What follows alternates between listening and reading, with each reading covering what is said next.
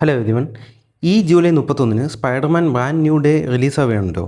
അപ്പോൾ നമുക്ക് ഇതുവരെയുള്ള സ്പൈഡർമാൻ്റെ കഥ എവിടെ എത്തി നിൽക്കുന്നതെന്നും പിന്നെ മറ്റ് ക്യാരക്ടേഴ്സ് ട്രെയിലറിൽ മെൻഷൻ ചെയ്തിട്ടുള്ളത് ആരൊക്കെയാണ് എന്തൊക്കെയാണ് എന്നുള്ളതും നമുക്ക് നോക്കാം. അപ്പോൾ വീഡിയോ ഇഷ്ടപ്പെടുകയാണെങ്കിൽ സബ്സ്ക്രൈബ് ചെയ്യുക, ലൈക്ക് ചെയ്യുക, ഷെയർ ചെയ്യുക. അപ്പോൾ ട്രെയിലർ കണ്ടാൽ തന്നെ നമുക്കറിയാം സ്പൈഡർമാനെ കൂടാതെ ഒരുപാട് സപ്പോർട്ടിങ് ഹീറോസ് ഇതിനകത്ത് മെൻഷൻ ചെയ്തിട്ടുണ്ട്. അപ്പോൾ അത് ആരൊക്കെയാണെന്ന് മനസ്സിലാവണമെങ്കിൽ 2-3 സീരീസും പിന്നെ ഒന്ന് രണ്ടല്ല ഒരുപാട് സിനിമകളും കാണണം. അപ്പോൾ നമുക്കത് കാണാനുള്ള സമയമില്ലാത്തതുകൊണ്ട് ആ ക്യാരക്ടേഴ്സ് ആരൊക്കെയാണെന്നും എന്തൊക്കെയാണെന്നും അവർക്ക് ഈ സിനിമയായിട്ടുള്ള ബന്ധം എന്താണെന്നും നമുക്ക് എക്സ്പ്ലെയിൻ ചെയ്ത് പോവാം. ആദ്യമേ നമ്മുടെ കഥ തുടങ്ങുന്നത് 2012 അവഞ്ചേഴ്സ് ഫോം ചെയ്യുമ്പോഴാണ്. അതായത് പീറ്റർ പാർക്കറിനെയൊക്കെ MCUവിൽ ഇൻട്രൊഡ്യൂസ് ചെയ്യുന്നതിനും വർഷങ്ങൾക്ക് മുമ്പ്. Thor, Black Widow, Hawkeye, Captain America, പിന്നെ ബ്രൂസ് ബാനർ അഥവാ ഹൾക്ക്, ടോണി സ്റ്റാർക്ക് അഥവാ അയൺമാൻ, ഇങ്ങനെ എല്ലാവരും ചേർത്ത് നമ്മുടെ നിക് ഫ്യൂരി അവഞ്ചേഴ്സ് എന്ന് പറഞ്ഞ ടീം ബിൽഡ് ചെയ്യുന്നു. അതിനുശേഷം അവഞ്ചേഴ്സ് ബാറ്റിൽ ഓഫ് ന്യൂയോർക്കിൽ വെച്ചിട്ട് തോറിൻ്റെ സഹോദരനായിട്ടുള്ള ലോക്കിയെ പരാജയപ്പെടുത്തുന്നു. പക്ഷേ ഈ ഒരു ബാറ്റിൽ കാരണം ഉണ്ടായ ഡിസ്ട്രക്ഷൻ കാരണം സിറ്റിയിൽ അതിനുശേഷം ഒരുപാട് ക്രിമിനൽ ഓർഗനൈസേഷൻസും മറ്റ് വില്ലന്മാരും ഉണ്ടാവാൻ തുടങ്ങി. അതേ സമയത്ത് തന്നെ നഗരത്തിൽ പുതിയ സൂപ്പർ ഹീറോസും പ്രത്യക്ഷപ്പെട്ടു തുടങ്ങി. അതിലൊരാളായിരുന്നു ഡെയർ ഡെവലിൻ്റെ ശരിക്കുള്ള പേര് മാറ്റ് മാർഡോക്ക് എന്നാണ്. പുള്ളിക്കാരൻ കുട്ടിക്കാലത്ത് ഒരു ആക്സിഡൻറ്റിൽപ്പെട്ട് റേഡിയോ ആക്റ്റീവ് വസ്തുക്കൾ കണ്ണി വീണ് കണ്ട കാഴ്ച പോയി. പക്ഷേ ഹൈറ്റൻഡ് ആയിട്ടുള്ള സെൻസസ് ഒക്കെ കിട്ടിയ ആളാണ് അദ്ദേഹം. പകൽ സമയത്തൊക്കെ ഒരു അഡ്വക്കേറ്റായിട്ടും വർക്ക് ചെയ്യുന്നു, രാത്രി സമയങ്ങളിൽ മുഖംമൂടി ഇട്ട് ഒരു വിജിലാൻറ്റി ആയിട്ടും വർക്ക് ചെയ്യുന്ന ആളാണ്. പിന്നെയുള്ളതാണ് ജെസിക്ക ജോൺസ്. പുള്ളിക്കാരി ഒരു വാഹനാപകടത്തിൽ കുടുംബത്തിൽ ബാക്കിയെല്ലാവരും മരിക്കുകയും ജെസിക്കയ്ക്ക് ഒരു എക്സ്പെരിമെൻ്റൽ ട്രീറ്റ്മെൻറ്റ് വഴി സൂപ്പർ പവേഴ്സ് കിട്ടുകയും ചെയ്യുന്നു. പിന്നെയുള്ളത് ലൂക്ക് കേജ് ആണ്. ലൂക്ക് കേജ് ചെയ്യാത്തൊരു കുറ്റത്തിന് വേണ്ടിയിട്ട് പ്രസൻറ്റിൽ കഴിയുന്ന സമയത്ത് ഡോക്ടർ നോവ ബേൺസ്റ്റീൻ അദ്ദേഹത്തെ രക്ഷിക്കുകയും ഒരു എക്സ്പെരിമെൻറ്റിലൂടെ സൂപ്പർ പവേഴ്സും ബുള്ളറ്റ് പ്രൂഫ് സ്കിന്നും കൊടുക്കുകയും ചെയ്യുന്നു. അടുത്തായിട്ടുള്ള ഹീറോയാണ് അയൺ ഫിസ്റ്റ് എന്നറിയപ്പെടുന്നത് ഡാനി റാൻഡാണ്. ഡാനി റാൻഡ് എൻ്റർപ്രൈസസ് സ്ഥാപകരായിട്ടുള്ള വെൻഡൽ റാൻഡിൻ്റെയും ഹെതർ റാൻഡിൻ്റെയും മകനാണ്. കുട്ടിക്കാലത്ത് വിമാനാപകടത്തിൽ ഡാനിക്ക് അച്ഛനമ്മയെ നഷ്ടപ്പെടുകയും അദ്ദേഹത്തെ കുൻ ലുൻ എന്ന് പറയുന്ന ഒരു ഏൻഷ്യൻ സൊസൈറ്റിയിലെ സന്യാസിമാരി എടുത്ത് വളർത്തുകയും മാർഷൽ ആർട്സിൽ പരിശീലനം നൽകി അയൺ ഫിസ്റ്റ് എന്ന പദവിയിലേക്ക് എത്തിക്കുകയും ചെയ്യുന്നു. അപ്പോൾ ഈ പറഞ്ഞ ഹീറോസ് എല്ലാം ദ ഹാൻഡ് എന്നറിയപ്പെടുന്നത് ഈവിൽ ഓർഗനൈസേഷന് എതിരായിട്ട് വർക്ക് ചെയ്തിട്ടുള്ള ആളാണ്. അങ്ങനെ ഇവരെ കളക്റ്റീവായിട്ടാണ് നമ്മൾ ഡിഫൻഡേഴ്സ് എന്ന് വിളിക്കുന്നത്. ഈ ഹാൻഡ് എന്ന് പറഞ്ഞ ഓർഗനൈസേഷനെ പറ്റി കുറച്ച് കൂടുതൽ പറയാനുണ്ട്, അത് നമുക്ക് വഴിയെ പറയാം. അടുത്തായിട്ടുള്ളത് ഇമ്പോർട്ടൻറ്റ് ക്യാരക്ടറാണ് ഫ്രാങ്ക് കാസിൽ. അഫ്ഗാനിസ്ഥാനിൽ US മറൈനായിട്ട് ഇരുന്ന ആളാണ് ഫ്രാങ്ക് കാസിൽ.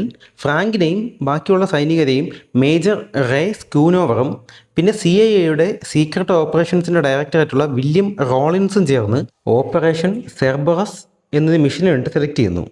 സെർബറസിൻ്റെ ഒഫീഷ്യൽ മിഷൻ എന്ന് പറയുമ്പോൾ യുദ്ധം പെട്ടെന്ന് അവസാനിപ്പിക്കാനായിട്ട് ഹൈ വാല്യൂ ടാർഗറ്റ്സിനെ പിടികൂടുകയും ചോദ്യം ചെയ്യുകയും കൊല്ലുകയും ചെയ്യണമെന്നായിരുന്നു. എന്നാൽ ഫ്രാങ്കിന് അറിയാതിരുന്ന കാര്യം സെർബറസ് യഥാർത്ഥത്തിൽ സ്കൂനോവറും റോളിൻസും കാൻഡഹാറിൽ നിന്ന് ഹെറോയിൻ രഹസ്യമായിട്ട് കടത്തിക്കൊണ്ടുപോകാനായിട്ട് സൃഷ്ടിച്ച പദ്ധതിയാണെന്നുള്ളതായിരുന്നു. ഇത് പിന്നീട് അഹമ്മദ് സുബൈർ എന്ന് പറഞ്ഞ പോലീസുകാരൻ കണ്ടെത്തുകയും അതിനെ തുടർന്ന് സ്കൂനോവറും റോളിൻസും ചേർന്ന് അദ്ദേഹത്തെ ഒരു ഭീകരവാദിയാണെന്ന് ചിത്രീകരിച്ച് സെർബറസ് സംഘത്തോട് അദ്ദേഹത്തെ പിടികൂടാനും പീഡിപ്പിക്കാനും കൊല്ലാനും ഓർഡർ ചെയ്യുകയും ചെയ്യുന്നു. എന്നാൽ പിന്നീട് ആ യൂണിറ്റിൽ തന്നെ അംഗമായിട്ടുള്ള ഗുന്നാർ ഹെൻഡേഴ്സൺ ഈ ഓപ്പറേഷൻ്റെ യഥാർത്ഥ ഉദ്ദേശം മനസ്സിലാക്കിയിട്ട് സുബൈറിൻ്റെ കൊലപാതകത്തിൻ്റെ ദൃശ്യങ്ങൾ പുറത്തുവിട്ട് സത്യം വെളിപ്പെടുത്താൻ ശ്രമിക്കും. പക്ഷേ വിഷ്വൽസ് പൊതുജനങ്ങളിൽ എത്തുന്നതിന് മുമ്പ് തന്നെ സ്കൂനോവറും റോളിൻസും അത് തടയുകയും ചെയ്യും. ആ ദൃശ്യങ്ങൾ പുറത്തുവിട്ടത് റോളിൻസുമായിട്ട് മുമ്പേ വ്യക്തിപരമായ പ്രശ്നങ്ങളുണ്ടായിരുന്ന ഫ്രാങ്ക് ആണെന്ന് അവർ വിചാരിക്കുകയും ഫ്രാങ്ക് തങ്ങളെല്ലാം എക്സ്പോസ് ചെയ്യാൻ ശ്രമിച്ചു എന്ന് വിശ്വസിച്ചിട്ട് ഫ്രാങ്കിൻ്റെ ഏറ്റവും അടുത്ത സുഹൃത്തും എക്സ് മറൈനുമായിട്ടുള്ള ബില്ലി റൂസോയുടെ സഹായത്തോടെ ഫ്രാങ്കിനെ കൊല്ലാൻ പ്ലാൻ ഇടും. ഫ്രാങ്ക് വീട്ടിലേക്ക് മടങ്ങിയ ശേഷം സെൻട്രൽ പാർക്കിലെ കാരൂസലിൽ കുടുംബത്തോടൊപ്പം ഉണ്ടായിരിക്കുമ്പോൾ ഒരു ഡ്രഗ് ഡീൽ പാളിയതുപോലെ നാടകം നടത്തി ഫ്രാങ്കിനെയും കുടുംബത്തെയും കൊല്ലാൻ നോക്കും. വെടിവെപ്പിനിടയ്ക്ക് ഫ്രാങ്കിൻ്റെ ഭാര്യയും മകനും മരിക്കും. പക്ഷേ തലയോട്ടിയിൽ വെടിയിട്ടിട്ടും അത്ഭുതമായിട്ട് ഫ്രാങ്ക് ജീവനോടെ രക്ഷപ്പെടും.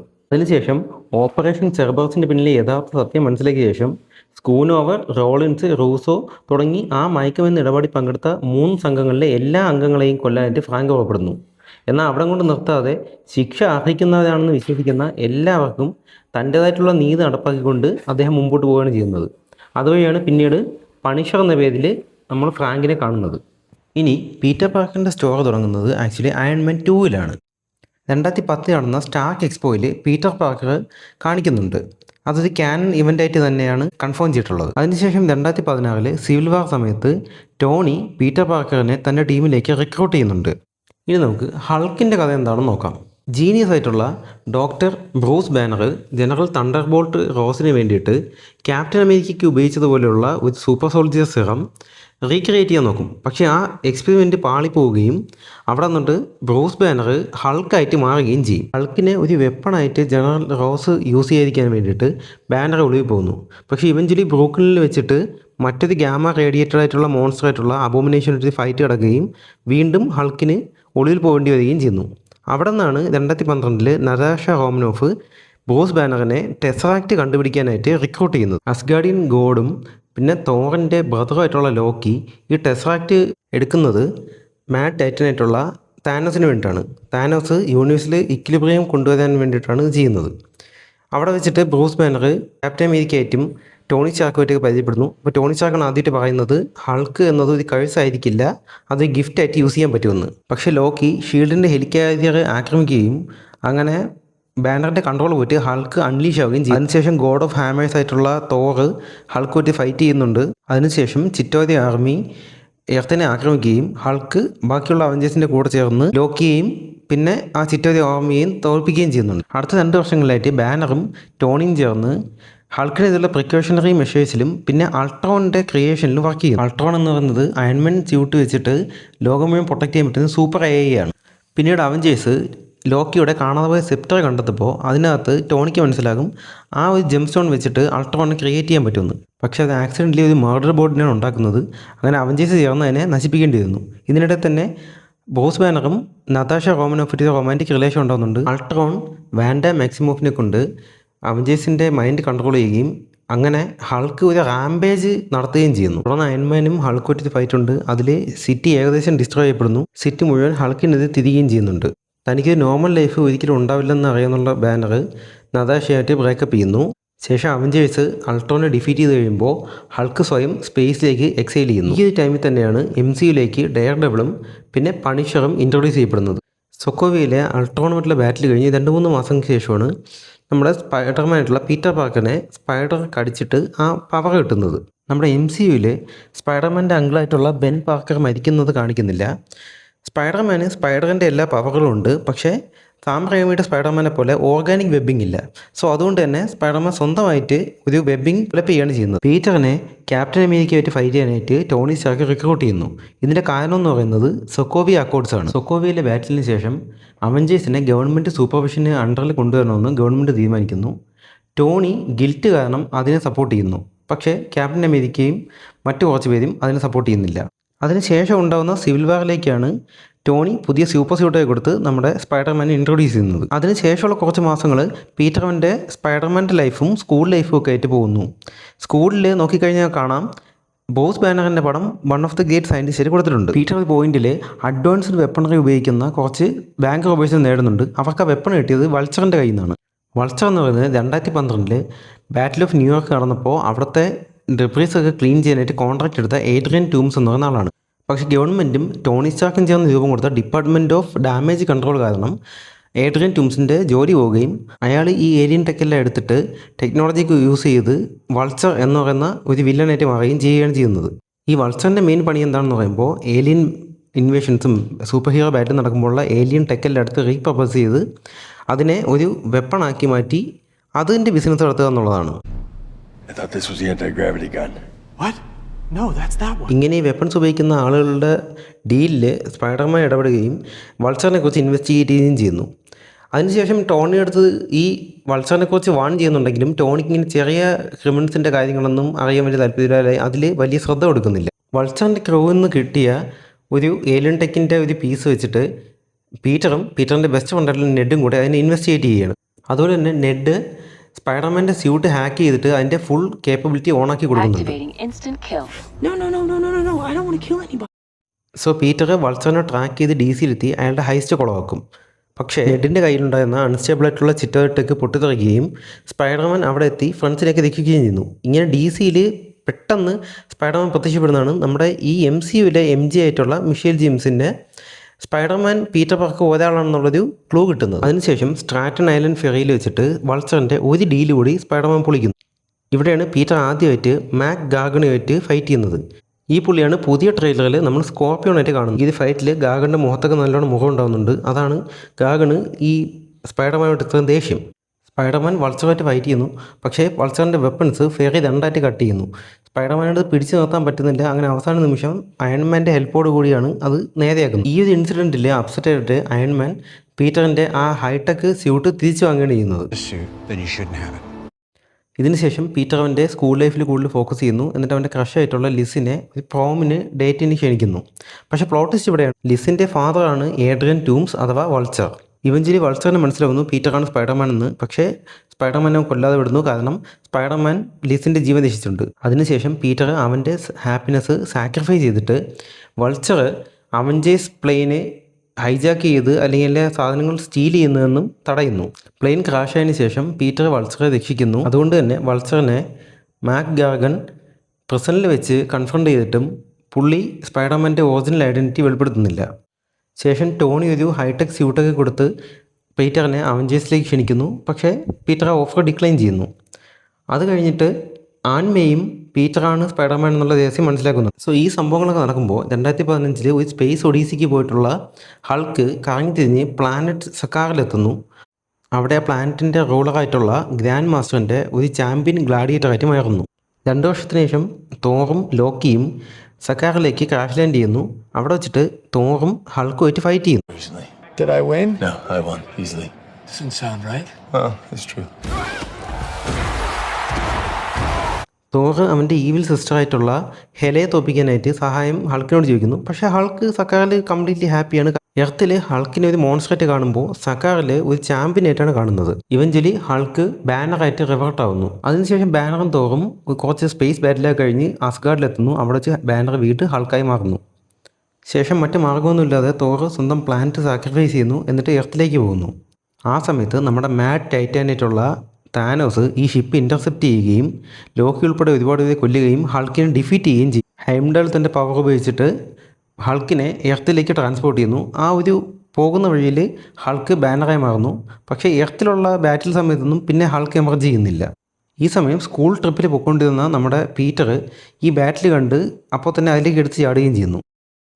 ആ ഒരു ബാറ്റിലിൻ്റെ അവസാനം താനോസ് ഹീറോസിനെല്ലാം തോപ്പിക്കുകയും സ്റ്റോൺസ് എല്ലാം കൈക്കലാക്കി സ്നാപ്പ് ചെയ്ത് പോപ്പുലേഷൻ്റെ 50% ഇല്ലാതാക്കുകയും ചെയ്യുന്നു. കൂട്ടത്തിൽ നമ്മുടെ പീറ്റർ പാർക്കറും MJയും അങ്ങനെ എല്ലാവരും ഇല്ലാതാവുന്നു. 5 വർഷം കഴിഞ്ഞ് അവഞ്ചേഴ്സ് എൻഡ് ഗെയിമിൻ്റെ സമയത്ത് ബാനർ ഹൾക്കിൻ്റെ ബോഡിയും ബാനറിൻ്റെ ബ്രെയിനും കൂടി യോജിപ്പിച്ച് സ്മാർട്ട് ഹൾക്കായി മാറുന്നു. Best of both worlds. 5 വർഷത്തിന് ശേഷം അവഞ്ചേഴ്സ് വീണ്ടും യുണൈറ്റ് ചെയ്ത് ടൈം ട്രാവലെ കണ്ടുപിടിച്ചിട്ട് ആൾട്ടർനേറ്റ് ടൈം ലൈനുകളിലേക്ക് ട്രാവൽ ചെയ്ത് ഇൻഫിനിറ്റി സ്റ്റോണിലെ എടുത്ത് ആ സ്നാപ്പ് റിവേഴ്സ് ചെയ്യാൻ നോക്കുന്നു. സോ ബാനർ ആ പുതിയ ഗോണ്ടറ്റ് ഉപയോഗിച്ച് സ്നാപ്പ് ചെയ്യുകയും എല്ലാം തിരിച്ചുകൊണ്ടിരിക്കുകയും ചെയ്യുന്നു. പക്ഷേ സ്നാപ്പിൻ്റെ പവർ കാരണം പുള്ളിയുടെ കൈ നല്ല രീതിയിൽ ബേൺഡ് ആവുകയും ചെയ്യുന്നു.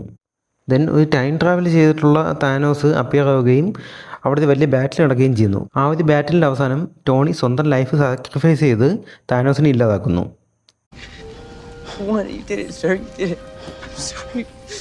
പിന്നീട് കുറച്ച് മാസങ്ങൾ കഴിഞ്ഞു.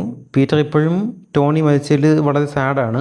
സോ ഒരു ബ്രേക്ക് എന്ന നിലയിൽ പീറ്റർ അവൻ്റെ ഫ്രണ്ട്സിൻ്റെ കൂടെ സ്കൂൾ ട്രിപ്പായിട്ട് യൂറോപ്പിലേക്ക് പോകുന്നു. അവിടെ വെച്ചിട്ട് MJയുമായിട്ട് പീറ്റർ ഇഷ്ടത്തിലാവുന്നു. പക്ഷെ അവിടെ വെച്ച് വാട്ടർ മോൺസ്റ്റർ പ്രത്യക്ഷപ്പെടുകയും പുതിയൊരു സൂപ്പർ ഹീറോ അതിനെ ഡിഫീറ്റ് ചെയ്യുകയും ചെയ്യുന്നു. ആ പുതിയ സൂപ്പർ ഹീറോ ആണ് മിസ്റ്റീരിയോ. മിസ്റ്റീരിയോ തൻ്റെ പേര് ക്വിൻ്റൻ ബെക്ക് എന്നാണെന്നും പുള്ളി മറ്റൊരു എർത്തിൽ നിന്ന് വന്നതാണെന്നും ആ എർത്തിൽ അവരുടെ എർത്തിനെ നശിപ്പിച്ച എലമെൻ്റൽസ് എന്ന് പറയുന്ന ജീവികളാണ് ഇപ്പോൾ ഇവിടെയും വന്നിട്ടുള്ളതെന്നും പറയുന്നു. പക്ഷേ ആക്ച്വലി ക്വിൻ്റൻ ബെക്ക് എന്ന് പറയുന്നത് ഒരു എക്സ് സ്റ്റാർക്ക് എംപ്ലോയിയാണ്. അയാളുടെ ടീമും അയാളുടെ ഇല്യൂഷൻ ടെക്ക് വെച്ചിട്ടാണ് ഈ മോൺസ്റ്റേഴ്സിനെ ക്രിയേറ്റ് ചെയ്തത്. അപ്പോൾ ബേസിക്കലി മിസ്റ്റീരിയോ ഒരു ഫ്രോഡും ഒരു വില്ലനുമാണ്. പുള്ളി ഇല്യൂഷൻ ടെക്ക് വെച്ചിട്ട് നാട്ടിലുള്ള എല്ലാവരെയും കബളിപ്പിക്കുകയാണ് ചെയ്തുകൊണ്ടിരുന്നത്. ഇവഞ്ചലി പീറ്ററും മിസ്റ്റീരിയോയും ചേർന്ന് എലമെൻസിലേക്ക് തോപ്പിക്കുന്നു. അതായത് തോപ്പിക്കുന്നതായിട്ട് ലോകത്തിനെ കാണിക്കുന്നു. പക്ഷേ ശരിക്കും ബെക്ക് ഇതെല്ലാം ചെയ്യുന്നത് ടോണിയുടെ പീറ്ററിന് കൊടുത്തിരിക്കുന്ന ഈഡിത്ത് ഗ്ലാസസ് കിട്ടാനായിട്ടാണ്. ഈഡിത്ത് ഗ്ലാസ് കിട്ടുമ്പോൾ ടോണിയുടെ ടെക്കെല്ലാം ബെക്കിൻ്റെ നിയന്ത്രണത്തിലാവും.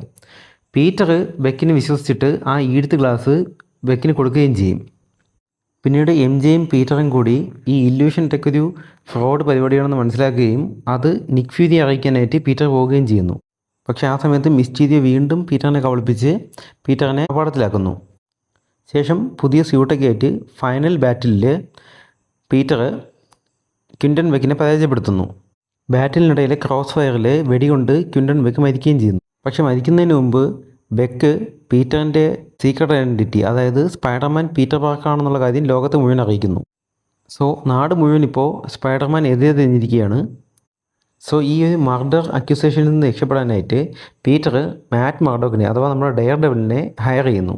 പക്ഷേ പീറ്ററിന് അറിയില്ല മാറ്റ് മർഡോക്കിന് ഇങ്ങനൊരു ഡ്യുവൽ ലൈഫ് ഉള്ളത്. സോ ഇപ്പോൾ കോർട്ടിൽ പീറ്ററിൻ്റെ നെയിം ക്ലിയർ ചെയ്യപ്പെടുന്നുണ്ട്. പക്ഷേ ലോകത്ത് മുഴുവൻ അവനെ മോശമായിട്ട് കാണുന്നു. അവൻ്റെ കൂടെയുള്ള ആൾക്കാരും അതുകൊണ്ട് സഫർ ചെയ്യുന്നു. അങ്ങനെ വേറെ വഴിയില്ലാതെ പീറ്റർ ഡോക്ടർ സ്ട്രേഞ്ചിനെ കണ്ടിട്ട് ഈ ഒരു സംഭവം ആളുകൾ മറന്നു പോകാനായിട്ട് എന്തെങ്കിലും സ്പെല്ല് ഉപയോഗിക്കാൻ പറ്റുമെന്ന് ചോദിക്കുന്നു. പക്ഷേ ആ സ്പെല്ല് ബാക്ക് ഫയർ ചെയ്ത് മറ്റ് റിയാലിറ്റികളിൽ നിന്ന് സ്പൈഡർമാനായിട്ട് ബന്ധമുള്ള ആളുകളെല്ലാം ഈ റിയാലിറ്റിയിലേക്ക് വരുന്നു. അങ്ങനെ ആ ഒരു സ്പെല്ല് കാരണം മറ്റേ റിയാലിറ്റിയിൽ നിന്ന് 2 സ്പൈഡർമാനും അവരുടെ വില്ലന്മാരും ഈ ഒരു റിയാലിറ്റിയിലേക്ക് എത്തുന്നു. സോ ഡോക്ടർ സ്ട്രേഞ്ച് ഈ വില്ലന്മാരെയും ബാക്കിയുള്ള വേരിയൻറ്റുകളെല്ലാം കണ്ടെത്തി അവരെ തിരിച്ചയക്കാനായിട്ട് പീറ്ററെ ഏൽപ്പിക്കുന്നു. പക്ഷേ ആൻമേ ഇവരെല്ലാം സഹായിക്കേണ്ടത് നിൻ്റെ കടമയാണെന്ന് പറഞ്ഞ് പീറ്റർ കൺവിൻസ് ചെയ്യിക്കുന്നു. മാത്രമല്ല ഈ വില്ലന്മാരെല്ലാം വന്നിരിക്കുന്നത് അവർ മരിക്കുന്നതിന് തൊട്ട് മുമ്പായിട്ടാണ്. അപ്പോൾ ഇവർ തിരിച്ചു പോവുകയാണെങ്കിൽ അവർ ഉറപ്പായിട്ടും മരിക്കും. പീറ്റർ ഈ കാര്യങ്ങൾ പറഞ്ഞ് ഡോക്ടർ സ്ട്രേഞ്ചിനെ കൺവിൻസ് ചെയ്യാൻ നോക്കുന്നു. പക്ഷേ പുള്ളി പറയുന്നു അതൊന്നും സാധിക്കുന്ന കാര്യമല്ല, ഇവരിവിടെ നിൽക്കുന്നത് നമ്മുടെ നിലനിൽപ്പിനെ ബാധിക്കുമെന്ന്. സോ പീറ്റർ ആ ഡിവൈസ് സ്നാച്ച് ചെയ്തതിന് ശേഷം ഡോക്ടർ സ്ട്രേഞ്ചിൻ്റെ തന്നെ മിറർ ഡയമെൻഷനിൽ ട്രാപ്പാക്കുന്നു. എന്നിട്ട് പീറ്റർ സ്വന്തം നിലയ്ക്ക് ഈ വില്ലന്മാരെ എല്ലാം ക്യൂർ ചെയ്ത് അവരുടെ ടൈം ലൈനിലേക്ക് തിരിച്ചു വിടാൻ നോക്കുന്നു.